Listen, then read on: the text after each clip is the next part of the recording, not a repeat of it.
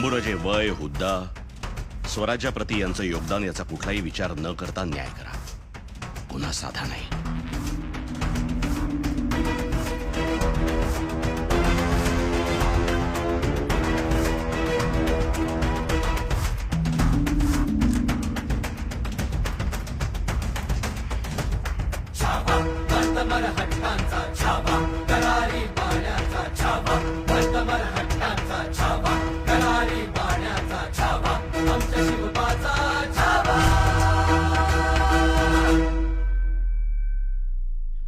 पंतांची तलवार आणि बुद्धी नेहमीच स्वराज्य निर्मितीसाठी झिजली आहे.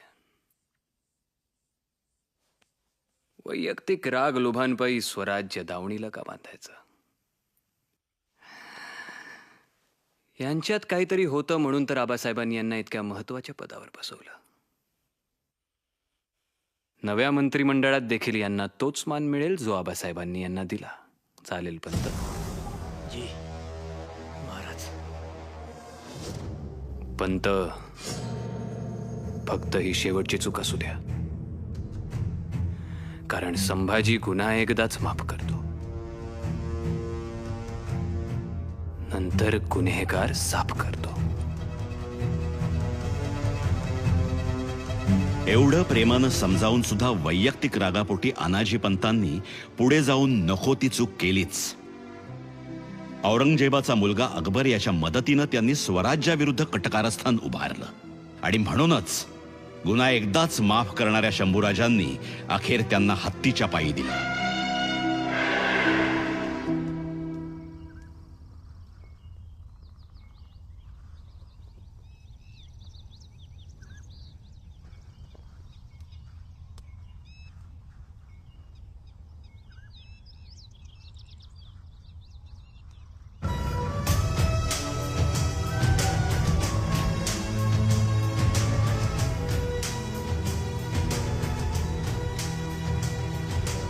जे मी पाहतोय तेच तुम्ही पाहताय का सोनूपंत?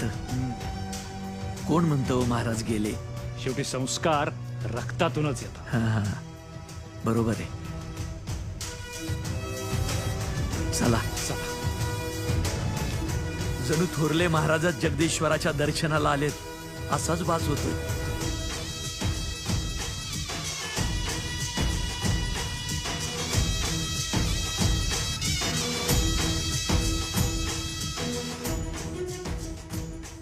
काय आहे ना, जणू पुनर्जन्मच.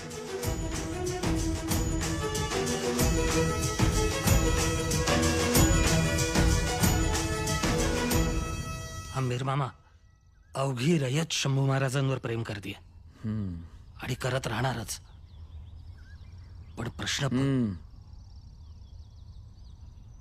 प्रश्न फक्त महाराणींचा आहे, तो मी सोडवणार. चला.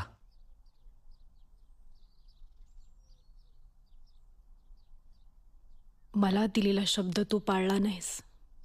मी राजधर्म पाळला. तुझा एक होकार आणि आपला राजाराम राजा झाला असता.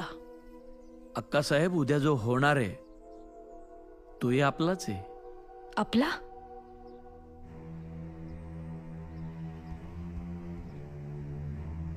मग तुझा तो आपला मोगलांना जाऊन का मिळाला होता? हे कधीतरी तुम्ही सगळ्यांनी तुमच्या मनाला विचारा. वाघाच्या जबड्यात हात घालून त्याचे दात मोजणाऱ्या सिंहाच्या या स्वाभिमानी छाव्याला तुमच्या दरबारातल्या राजकारणाने सळोकी पळो करून सोडलं होतं. स्वाभिमानी? माझ्या राजारामाचा राज्याभिषेक होऊ नये म्हणून तुला हाताशी धरून राजकारण खेळणाऱ्याला तू स्वाभिमानी? बस बस अक्कासाहेब, आता शंभूराजांबद्दल मी एक शब्दही ऐकून नाही घेणार. आवाज खाली. तुझा खरा भाचा संभाजी नाही, राजाराम आहे. मग कधीतरी त्यांना जाऊन विचारा, ते सुद्धा सांगतील की या गादीचा खरा वारसदार मी नाही, माझे शंभूदादाच आहेत. लहान आहे तो, त्याला काय कळतं? त्यांना काही कळत नाही याचाच तुम्ही फायदा घेताय. मला तर कधी कधी वाटतं राजाराम हे फक्त निमित्त आहे, खरं तर तुम्हाला राजमाता म्हणून मिरवायचं. बास.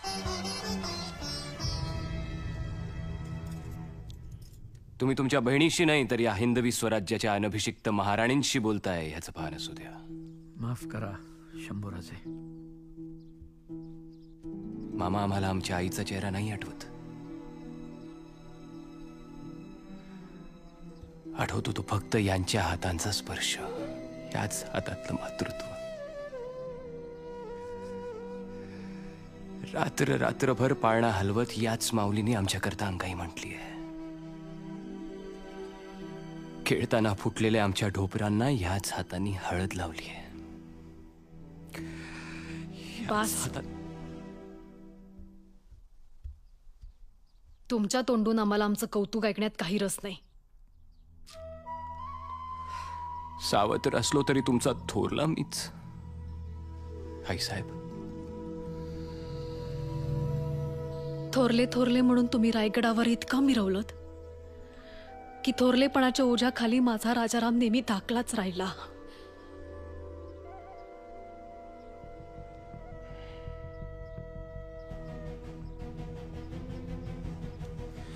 आता मग ऐकाच आईसाहेब, नीट ऐका. थोरलेपणाचे जे जे आहेत ते सारे अधिकार आम्ही आत्ता राजारामाला दिले. पुढे तुम्ही तुमच्या आबासाहेबांचं फक्त रूपच नाही घेऊन आलात, त्यांचे गुणही घेतलेत. एकदा शब्द दिला की मागे नाही घ्यायचा. सांगा शंभूराजे, दिला ना शब्द? सोडताय ना थोरले? पण शंभूराजे, भावनेच्या भरात कुठलाही शब्द देऊ नका. राजाराम लहान आहे. स्वराज्याला आत्ता तुमच्या तलवारीची गरज आहे. शत्रू चारी बाजूनी स्वराज्यावर गिधाडासारख्या घिरट्या घालतोय. तू मध्ये बोलू नकोस. तुम्ही बोला शंभूराजे. सोडताय ना थोरले? पण बोला ना शंभूराजे. भावनेपेक्षा स्वराज्य जास्त महत्वाचं. केव्हाही आणि एकदा स्वराज्य पाय रोवून घट्ट उभं राहिलं की आपण सगळे मिळून राजारामाचा राज्याभिषेक करू. तो लहान असला तरी त्याचा शंभूदादा आहे त्याच्या पाठीशी. हो ना? मला माहिती तुम्ही लढणार त्याच्यासाठी. लढणार ना? लढाल ना? नाही नाही शंभूराजे, नाही. महाराणी मान सन्मानासोबत रायगडावरच राहतील, राजमाता म्हणूनच.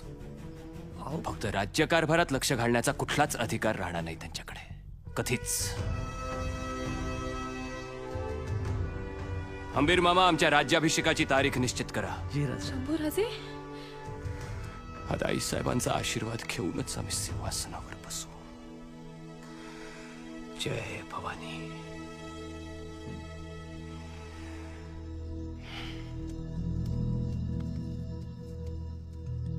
अक्कासाहेब, माफ करा.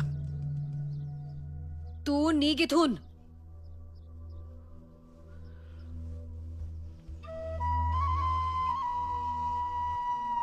मैं सिवा को राजा बनने से रोक न सका, पर संबा को जरूर रोकूंगा. उसे राजा नहीं बनने दूंगा मैं. संभाजी अकेला नहीं है, हम्बीर राव है उसका. तो हम्बीर राव कोई लोहे की जंजीर नहीं है जो टूट नहीं सकती. वैसे भी हम्बीर राव से पेड़गांव का हिसाब अभी. ये क्या है? पिछले 100-200 सालों से ऐसे कई सारे लोग पंढरपुर जाते हैं. क्यों? हम मक्का क्यों जाते हैं? आप हमारी बराबरी इन काफिरों से मत कीजिए.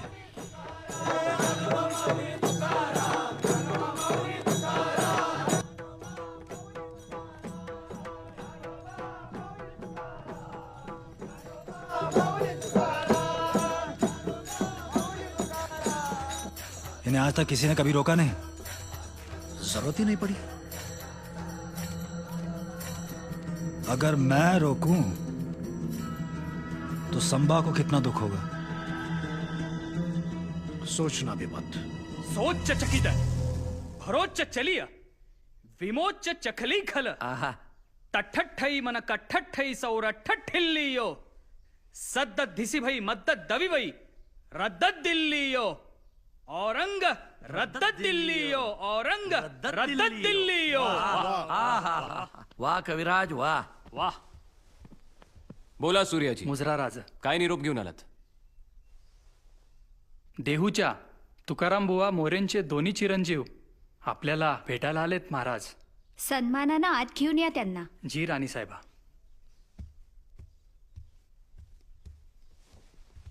शब्दांची रत्ने करुणी अलंकार तेणे विश्वंभर पूजियला.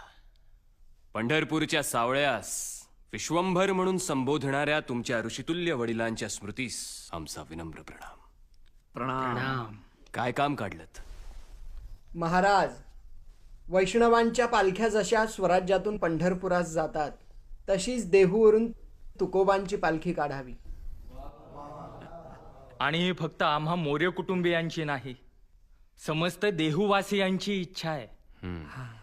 तुकोबांची पालखी पंढरपुरात जावी फक्त तुमचीच नाही तर स्वराज्याची इच्छा असेल. आणि त्यासाठी लागणारं द्रव्य सोनोपंत सरकारी खजिन्यातून देण्यात यावं. जी. शंभूराजे, वाईट बातमी आली.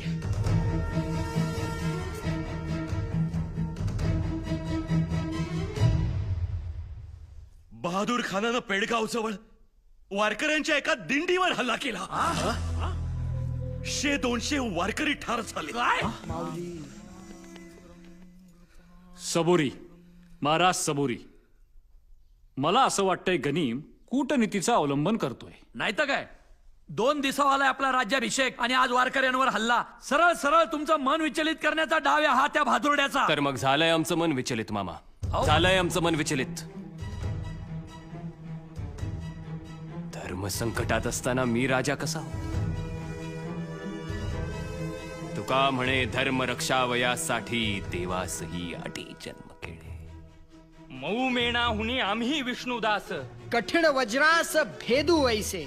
मेले जिते असो निजोनिया जागे, जो जो जे जे मागे ते ते देऊ. भले तर देऊ गांडीची लंगोटी, नाठाळाच्या काठी देऊ माथा. माय बापाहुनी बहु मायवंत, करू घात पात शत्रुहुनी. अमृत ते काय गोड आम्हा पुढे, विष ते पापुढे काय कडू. तुका म्हणे आम्ही अवघेची गोड, जयापुढे गोड त्याचे बळी.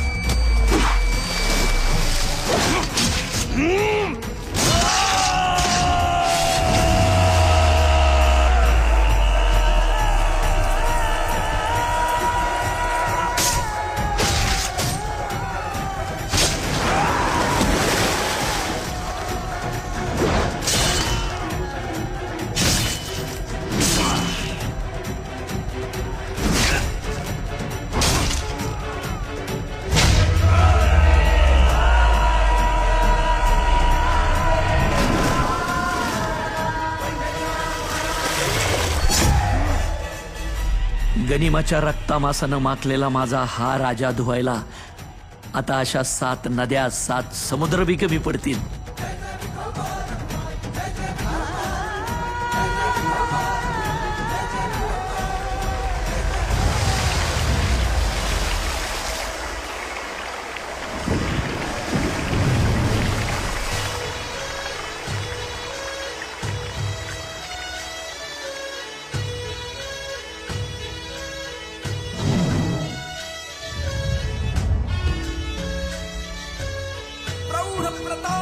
पुरंदर क्षत्रिय कुलावतंस सिंहासनाधीश्वर राजाधिराज छत्रपती श्री औरंगजेब मोहम्मद मुयुद्दीन मुजफ्फर अबुल गाजी बादशाह सलाम।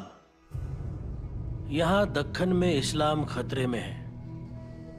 हम्बीरराव और संभाजी ने रातों रात आपका प्यारा बरहानपुर शमशान बना दिया। वो दोनों आज जिस तरह से लड़े हैं, मुझे नहीं लगता पूरा हिंदुस्तान जीतने का आपका सपना कभी। बस उम्र कट गई सिवा सिवा करते करते। अब क्या इस उम्र में संभा संभा हम्बीर हम्बीर करता फिरूं मैं? अब्बू जान, यहाँ दिल्ली में बैठकर दक्कन जीत नहीं सकते। उसके लिए हमें दक्कन जाना होगा। आज ये आलमगीर औरंगजेब कसम खाता है कि जब तक मैं दक्कन जाकर उस काफिर बच्चा संभा को मार नहीं डालता, तब तक ये किमांश अपने सर पर नहीं पहनूंगा।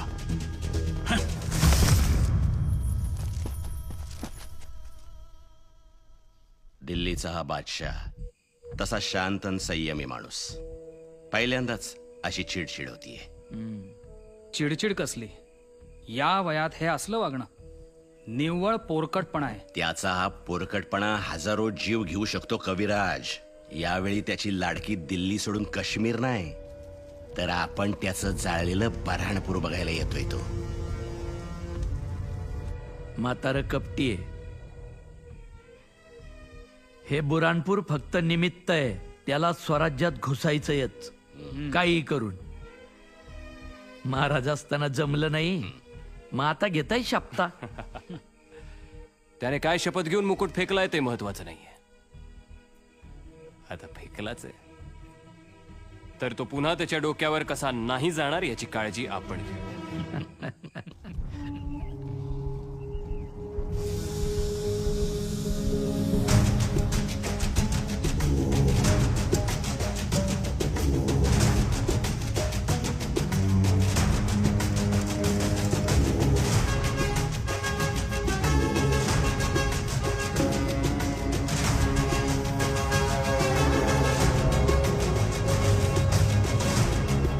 आखिर दिल्ली छोड़कर मुझे आना ही पड़ा, सिवा की जमीन पर.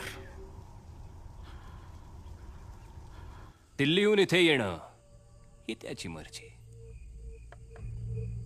पण इथून कुठं? का इथंच ही आपली. इथंच ते भी कायमचाच. बस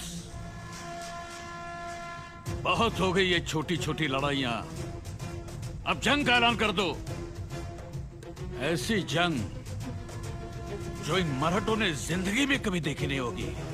हसन अली, शहाबुद्दीन, शाहीजादा मुअज्जम, गरळ ओकणारे हे 3 भुजंग औरंगजेब स्वराज्यावर सोडणार. शहाबुद्दीन खान 40,000 की फौज लेके रामसेस किले पर हमला बोल दो. तो हसन अली तुमच्या रामशेजला येणार. तुम्ही 500, तो 5,000. तरी आत घुसायची हिम्मत करणार नाही तो. लेकिन याद रहे, किले के अंदर मत घुसना. तो बाहेर धमधमे उभे करणार आणि त्यावर तोफा चढवणार. किले के बाहर बड़े बड़े दमदमों पर तोपे चढ़ा देना. एकदा का तिथं तोफा चढल्या तर तुमचा रामशेज गेला म्हणून समजा जे दे सरदार.